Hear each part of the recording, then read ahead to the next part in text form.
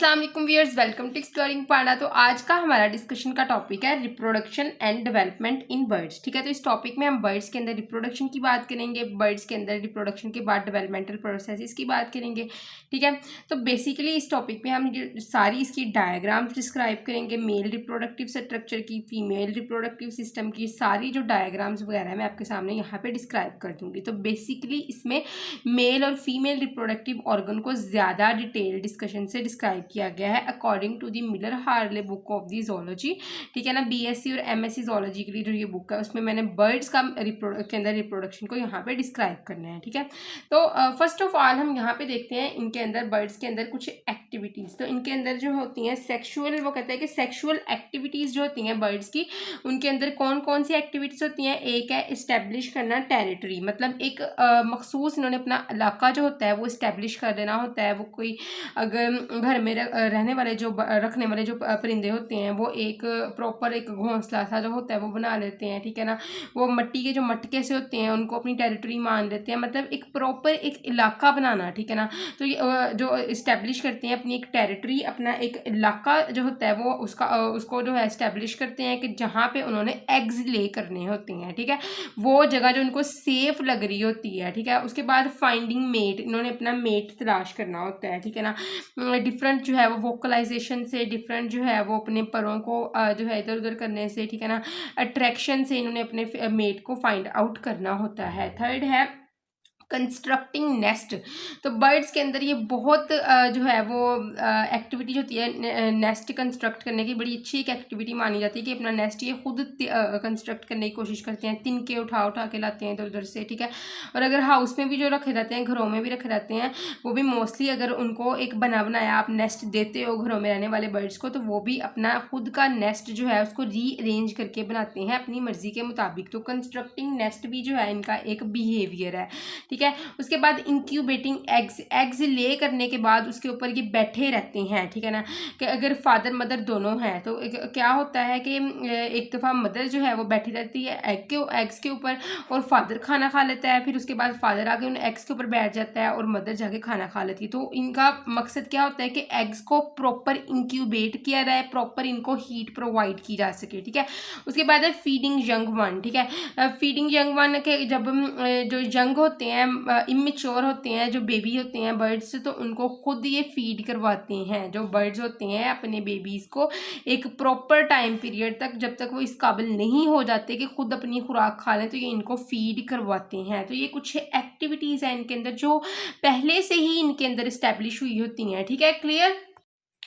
उसके बाद वो बात करता है बर्ड्स आर ओवी पैरस। ठीक है, ओवी पैरस वो होते हैं जो अंडे देते हैं। ऐसे बर्ड्स जो अंडे देते हैं उनको ओवी पैरस कहा जाता है। तो आपको पता है ना कि बर्ड्स अंडे ही देते हैं, जो भी बर्ड्स होंगे सारे ही अंडे देंगे, कोई भी वीवी पैरस नहीं होगा, मतलब कि डायरेक्ट बच्चे नहीं देगा, अंडे ही देंगे। तो फर्स्ट ऑफ ऑल जो है इनके अंदर कैटेगरीज में हम बात करते हैं यहाँ पे मेल रिप्रोडक्टिव ऑर्गन्स की। ठीक है, बर्ड्स के मेल रिप्रोडक्टिव ऑर्गन को मैं यहाँ पे डिस्क्राइब करती हूँ आपके सामने। तो आप देख सकते हो कि ये जो टेस्टिस होती हैं ये कहाँ पे हैं, किडनी के अबव पोर्शन में या डॉर्सल पोर्शन में। तो मिलर हार्ले बुक में भी वो यही कहता है कि testis are present above to the dorsal portion of the kidney. ठीक है ना, तो डॉर्सल रीजन में जो होंगे वो प्रेजेंट होंगे टेस्टिस। ठीक है, तो बेसिकली क्या है कि इनके अंदर पेयर टेस्टिस होंगे, एट ए टाइम 2 टेस्टिस होंगे। क्लियर। तो बेसिकली पेयर टेस्टिस में वो कहता है कि 2 टेस्टिस होती हैं। ठीक है ना, और इन टेस्टिस का फंक्शन क्या है। These testis are involved in spermatogenesis and testosterone production. ठीक है, तो बेसिकली क्या है स्पर्मेटोजेनेसिस, क्या है production of sperm is called as the spermatogenesis, और टेस्टोस्टेरोन क्या है कि मेल सेक्स हार्मोन होता है। ठीक है, तो पेयर टेस्टिस है, पेयर टेस्टिस ने स्पर्म प्रोड्यूस करने हैं, इन्होंने टेस्टोस्टेरोन प्रोड्यूस करना है ताकि स्पर्म जो हैं उनको जो है न्यूट्रिशन प्रोवाइड किया जा सके। ठीक है ना, क्लियर। तो अब होता क्या है, बेसिकली टेस्टिस में स्पर्म प्रोड्यूस होते हैं। ठीक है ना, तो टेस्टिस के अंदर जो एक ट्यूब सी होगी जिसको नाम दिया जाता है सेमिनिफरस ट्यूब्यूल, उसके अंदर क्या प्रोड्यूस होते हैं, स्पर्म प्रोड्यूस होते हैं। उसके बाद यहाँ से टेस्टिस से स्पर्म को लाया जाता है इस रीजन के अंदर जिसको नाम दिया जाता है एपिडाइडेमस। ठीक है, तो टेस्टिस से स्पर्म आते हैं, sperm produce produced in testis, ठीक है, sperm produced inside this testis and from this testis, ठीक है, from this testis sperms travel to the epididymis, sperm जो है वो एपिडाइडमस की तरफ ट्रेवल कर जाते हैं, ठीक है। अब स्पर्म आ गए इस एपिडाइडमस में, जैसे ही स्पर्म इस एपिडाइडमस में आते हैं टेस्टिस से, यहाँ पे ये स्पर्म मैच्योर होते हैं इस एपिडाइडमस में, यहाँ पे स्पर्म जो होते हैं ये काफ़ी मोटाइल हो जाते हैं, पहले इतने मोटाइल नहीं होते, यहाँ पे आके ये मोटाइल होंगे, यहाँ पे आके ये मैच्योर होंगे, ठीक है ना। उसके बाद क्या होता है कि एक डक्ट होती है जिसने स्पर्म को नेक्स्ट ट्रांसफर करना होता है, ठीक है ना, तो वो होती है वास डेफरेंस, ठीक है, वास डेफरेंस एक डक्ट है जिसने स्पर्म को नेक्स्ट ट्रांसफर करना होता है, ठीक है, क्लियर। तो कुछ बुक में ना वो इन वास, जो ये वास डेफरेंस है उनको कुछ बुक में ये नाम देते हैं वेजा डिफरेंशिया, ठीक है, क्या देते हैं, वेजा डिफरेंशिया, ठीक है। तो अब बेसिकली होता क्या है, कनेक्ट करता है टेस्टिस को किसके साथ, क्लोका के साथ। तो बेसिकली होता क्या है, कभी कभार जो ये वास डेफरेंस का रीजन है ये ना क्या करता है, ये थोड़ा सा इनलार्ज होता है और एक स्ट्रक्चर बनाता है जिसको कहता है, जिसको कहा जाता है सेमिनल ग्लोमस, या फिर इसको नाम दिया जाता है सेमिनल वेजिकल, ठीक है।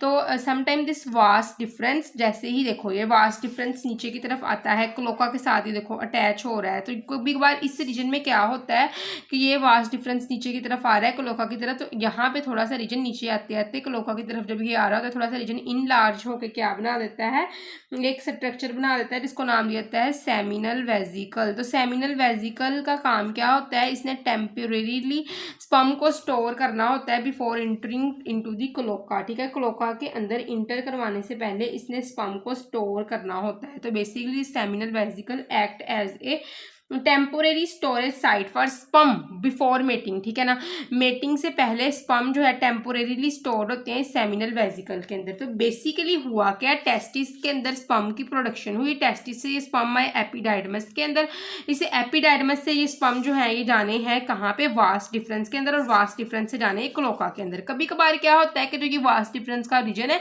ये क्लोका की तरफ जब बढ़ रहा होता है तो दरमियान में ये क्या होता है, थोड़ा सा फूल जाता है और उसको नाम दिया जाता है सेमिनल वेजिकल रीजन। इस सेमिनल वेजिकल के रीजन के अंदर टेम्पोरेरीली स्पर्म को स्टोर किया जाता है मेटिंग करवाने से पहले, ठीक है ना, मतलब कि क्लोका के अंदर आ गए स्पर्म, इसका मतलब कि स्पर्म ने बाहर भी निकलना है, मेटिंग वाले के लिए तैयार हो चुके हैं, तो उसके मेटिंग से पहले जो है क्लोका से पहले थोड़ा सा रीजन होता है जो वास डिफरेंस का ही थोड़ा सा फूला हुआ रीजन होता है, दैट इज सेमिनल वेजिकल, जहाँ पे स्पर्म थोड़ी देर के लिए स्टोर किए रहते हैं ताकि मजीद मैच्योर हो जाए, मजीद बेहतर हो जाए मेटिंग करवाने के लिए, क्लियर। बेसिकली स्पर्म जो है इस वास डेफरेंस से या सेमिनल वेजिकल में जब स्टोर कर दिए गए थे, कहाँ पे आ गए, क्लोका के अंदर आ गए, दिस इज क्लोका, ठीक है, this is cloaca. It is the shed opening, ये शेड ओपनिंग होती है जिसमें किडनी का जो वेस्ट होता है वो भी यहाँ पे आता है, डाइजेस्टिव वेस्ट भी इसी क्लोका के अंदर आता है और रिप्रोडक्टिव प्रोडक्ट्स भी इस क्लोका के अंदर आते हैं, मतलब कि बॉडी से बाहर एक्सपेल करवाने के लिए जो भी नाइट्रोजीनियस वेस्ट हो गया, डाइजेस्टिव वेस्ट हो गया, ठीक है, उसके अलावा रिप्रोडक्टिव प्रोडक्ट्स हो गए, सब कुछ जो है इस क्लोका के अंदर इकट्ठे होंगे और इस क्लोका से बाहर निकाल दिए जाएंगे, ठीक है। तो basically it is a multi functional chamber, ठीक है, मल्टीपर्पज चैम्बर है जिसको डिफरेंट पर्पसेस के लिए यूज किया जाता है, क्लियर। तो बेसिकली जो ये स्पर्म्स होते हैं ये कहाँ पे आते हैं, ये यूरिडियम चैम्बर में आते हैं, यूरिडियम सेक्शन में आते हैं क्लोका के। तो क्लोका के अंदर ना वैसे अगर नॉर्मली हम बात करें तो क्लोका के 3 चैम्बर हैं, एक है कोप्रोडियम, एक है यूरोडियम, ठीक है, एक है प्रोक्टोडियम, ठीक है। तो ये 3 चैम्बर होते हैं, ठीक है ना। तो जो यूरोडियम सेक्शन है ये कौन सा है, ये मिडल सेक्शन है, ठीक है, और इसने क्या क्या रिसीव करना होता है, इसने नाइट्रोजीनियस वेस्ट को रिसीव करना होता है, ठीक है, ये कनेक्ट होता है यूरिनरी सिस्टम के साथ, उसके बाद इसने रिप्रोडक्टिव सिस्टम के साथ कनेक्शन होना है, तो इसका मतलब क्या है कि ये रिप्रोडक्टिव प्रोडक्ट्स को रिसीव करेगा, ठीक है, it will receive nitrogenous waste, it will receive reproductive products, ठीक है। तो ये यूरोडियम सेक्शन है क्लोका का, क्लियर, लगे समझ। तो क्लोका के अंदर जैसे ही स्पर्म्स क्लोका के अंदर आएंगे तो आसानी से क्लोका के नीचे जो होता है एक पोर होता है जिसको नाम दिया जाता है क्लोकल पोर का, इस क्लोकल पोर से स्पर्म्स को आराम से बॉडी से बाहर निकाल दिया जाता है, ठीक है ना, for the purpose of reproduction, clear, लगे समझ इसकी भी। तो बेसिकली जो ब्रीडिंग सीजन होती है उस दौरान टेस्टिस भी क्या हो जाते हैं, काफ़ी बड़े हो जाते हैं इनके, ठीक है। और बर्ड्स के अंदर किसी भी किस्म का इंटरमिटेंट ऑर्गन नहीं होता, they lack any kind of the intermittent organ, मतलब कोई भी कॉपुलेटरी ऑर्गन, ठीक है, जिस तरह के पेनिस वगैरह होता है, ठीक है ना, वो नहीं होता है इनके अंदर। तो इसकी वजह से क्या होता है कि मेल जो होता है माउंट करता है फीमेल की बॉडी के ऊपर, और फिर क्या करता है कि वहाँ से इस स्पर्म को ट्रांसफर करता है क्लोकल कॉन्टैक्ट, ठीक है, मेल का क्लोका फीमेल के क्लोका के साथ कॉन्टैक्ट करता है और फिर वहां से स्पर्म्स को डायरेक्टली ट्रांसफर कर दिया जाता है। क्लियर। बेसिकली अब हम बात करते हैं यहाँ पे फीमेल रिप्रोडक्टिव ऑर्गन की, ठीक है। तो ये हमारे पास क्या है, ये हमारे पास है फीमेल रिप्रोडक्टिव ऑर्गन, ठीक है। मैं यहाँ पे इसी को ही डिस्क्राइब करती हूँ, ठीक है।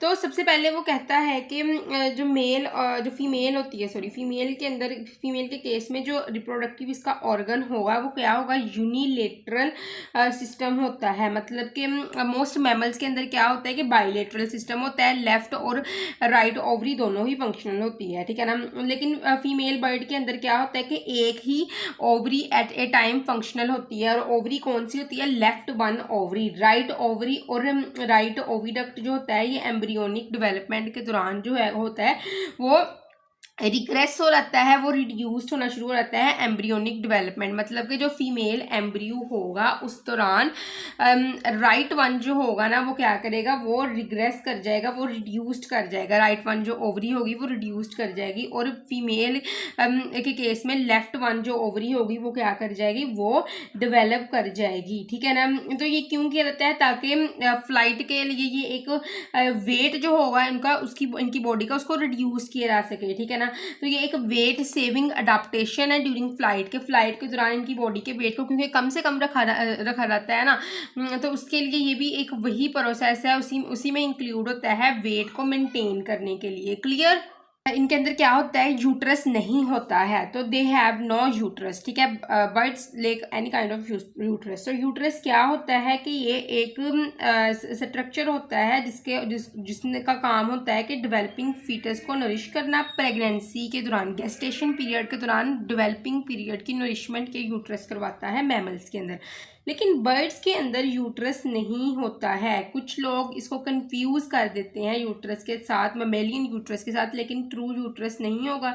इनके अंदर जो यूट्रस का काम कर रहा होता है ना वो इनका शेल ग्लैंड कर रहा होता है, ठीक है। ये बात भी आपने याद रखनी है। क्लियर।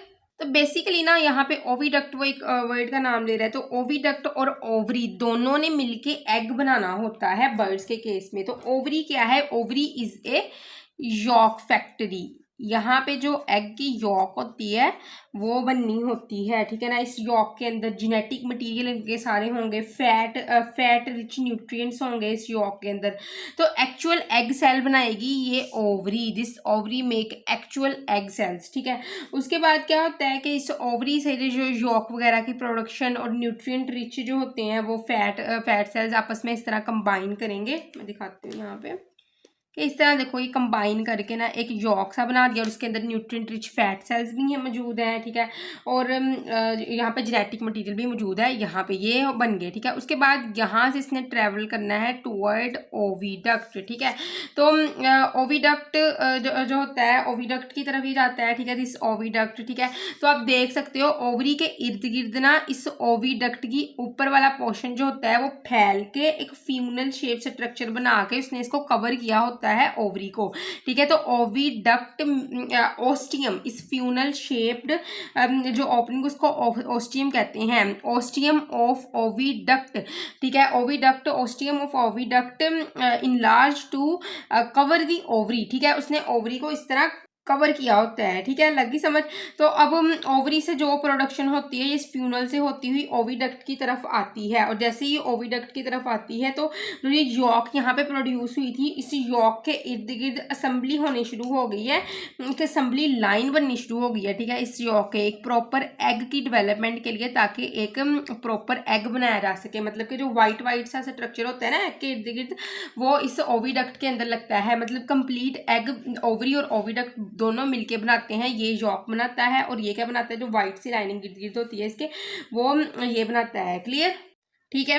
अब एक प्रॉपर एग यहाँ पे आ गया है, ठीक है, प्रॉपर एग यहाँ पे बन गया है, ठीक है ना, फर्टिलाइजेशन से पहले। अब फर्टिलाइजेशन क्या कहाँ पे होती है, ओविडक्ट के अपर पोर्शन में फर्टिलाइजेशन होती है। Fertilisation take place in the upper portion of the oviduct, मतलब स्पर्म यहाँ से इंटर करके यहाँ वजाइना से इंटर करके यहाँ से इंटर करता हुआ इस ओविडक्ट के अपर पोर्शन में जाके एग को फर्टिलाइज कर देता है, ठीक है ना। अब बेसिकली यहाँ पे था एग, स्पर्म जाके मिला, तो यहाँ पे स्पर्म और एग की मेटिंग से क्या बन गया, जाइगोट, ठीक है। जाइगोट मौजूद है ओविडक्ट के अंदर। अब इस जाइगोट को जो है वो के इर्द गिर्द कवरिंग लेके आनी है, क्योंकि जब एग बच्चे जो एग वो देते हैं उसी में से बच्चे निकलते हैं ना, मतलब कि प्रॉपर मेटिंग वाले वो एग्स होते हैं, ठीक है। तो अब जाइगोट इधर मौजूद है, ठीक है। अब जाइगोट के इर्द गिर्द कवरिंग लेके आनी है, ठीक है ना।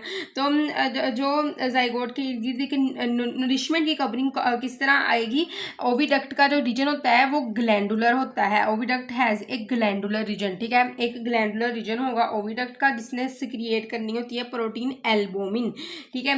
तो एल्बुमिन प्रोटीन इसने यहाँ पे सिक्रिएशन इसकी करवानी होती है, ठीक है। एल्बुमिन प्रोटीन ने क्या करना होता है, इसने सराउंड कर देना होता है किसको, इसको जाइगोट को। This albumin protein will surround the zygote, ठीक है। इसने सॉफ्ट इनर और जो है वो एक शेल मेम्ब्रेन बनानी होती है, ठीक है ना, ताकि एग की शेप को डिटरमाइन किया जा सके। क्लियर, जेल लाइक कंसिस्टेंसी मिल जाती है इस जाइगोट को, ताकि किसी भी फिजिकल मूवमेंट से, जंपिंग से, सडन मूवमेंट से कहीं जो जाइगोट है वो डैमेज ना हो जाए। तो ये फिजिकल जो स्ट्रेंथ इनको प्रोवाइड कर रही है एल्बुमिन, ठीक है, क्लियर। अच्छा, उसके बाद क्या होता है कि ये एल्बुमिन ने इसके अलावा इनको वाटर प्रोवाइड करना होता है, क्योंकि एल्बुमिन ऑलमोस्ट 90% वाटर होती है, ठीक है। तो ये वाटर प्रोवाइड करेगी, इसको मॉइस्चर लेवल जो है वो इसका बढ़ाएगी, ताकि डेजिकेशन वगैरह से जाइगोट बच सके, ठीक है। उसके बाद इसके अंदर न्यूट्रिएंट्स बहुत ज़्यादा होते हैं, ठीक है ना, ठीक है, जो कि एम्ब्रियो को फूड वगैरह प्रोवाइड करते हैं, ताकि एम्ब्रियो जो है वो नेक्स्ट अपने टिश्यू ऑर्गन और फीदर्स वगैरह और बीक वगैरह को डेवलप कर सके। ये एल्बुमिन का काम है। उसके अलावा इनके अंदर एंटी बैक्टीरियल प्रॉपर्टीज़ भी होती है, कि एग को किसी भी किस्म के बैक्टीरिया और पैथोजन से प्रोटेक्ट किया जा सके, ठीक है। अच्छा, क्लियर। तो ये एल्बुमिन कौन से क्रिएट करता है, ओविडक्ट का ग्लैंडुलर रीजन। तो यहाँ पे एल्बुमिन की सिक्रिएशन होगी, इसको ज़रा प्रोटेक्ट कर लिया जाता है। उसके बाद इस एल्बुमिन सिक्रिएटेड जाइगोट या फिर एम्ब्रियो इसको लाया जाता है इस एग शेल के अंदर। तो ओविडक्ट के लोअर रीजन में जो होता है एक शेल ग्लैंड प्रेजेंट होता है। क्या प्रोड्यूस करता है, ये प्रोड्यूस करता है यहाँ पे शेल, ठीक है ना, एग के इर्द गिर्द शेल प्रोड्यूस करता है, ठीक है ना। Shell gland is present in the lower region of the oviduct, ठीक है। This shell gland secrete shell around this embryonic egg, मतलब वो एग जो अब एम्ब्रियो बन चुका है, इसके इर्द गिर्द ये शेल ग्लैंड ने इस तरह शेल बना देना होता है, ठीक है। ये शेल यहाँ पे बन जाता है, ठीक है। अब जब ये प्रॉपर एक एग तैयार हो गया है, एक एम्ब्रियोनिक एग तैयार हो गया है, इसको वजाइना में लाया जाता है, और वजाइना से इसको क्लोका के जरिए, क्लोकल पोर के जरिए बॉडी से बाहर एक्सपेल करवा दिया जाता है, जो निकाल दिया जाता है, ताकि फिर बॉडी से बाहर जैसे ही ये एग निकल जाएगा तो ये इसके ऊपर बैठे रहते हैं, इसको इंक्यूबेशन देते हैं, प्रॉपर हीट देते हैं, और उसे एग में से दोबारा फिर क्या करते हैं, यंग वन निकल जाते हैं। क्लियर हो गया। आपको reproduction and development in birds की समझ लगी होगी, लेकिन किसी भी किस्म की कंफ्यूजन है तो कमेंट सेक्शन में पूछ सकते हैं। थैंक यू सो मच, अल्लाह हाफिज़।